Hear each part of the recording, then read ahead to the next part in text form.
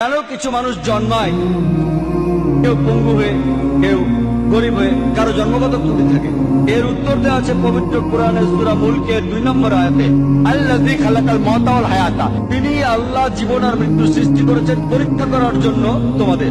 পৃথিবীতে তোমার জীবন একটা পরীক্ষা পরকালের জন্য, এবং তোমাকে দেয়া পরীক্ষার উপর ভিত্তি করে তোমার বিচার হবে।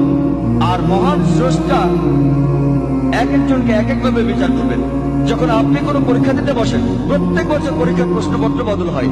যদি প্রশ্ন না বদলায় তাহলে পরীক্ষাটা কিসে? প্রতি বছর প্রশ্ন বদলাবে। একইভাবে আল্লাহ সুবহানাহু ওয়া তাআলা বিভিন্ন মানুষকে বিভিন্নভাবে পরীক্ষা করেন। তিনি কিছু মানুষকে সম্পদ দেন, আর যদি কাউকে সম্পদ দেন, ইসলামী শরিয়া বলে আপনার অতিরিক্ত সম্পদের 2.5% দান করে দিতে হবে, যেটাকে বলা হয় যাকাত। আর গরিব মানুষকে কোনো যাকাত দিতে হবে না, সেই 100-তে 100 পাবে যাকাতে। আর ধনী লোক, তাদের জন্য স্বর্গে যাওয়া খুবই কঠিন হয়ে যাবে।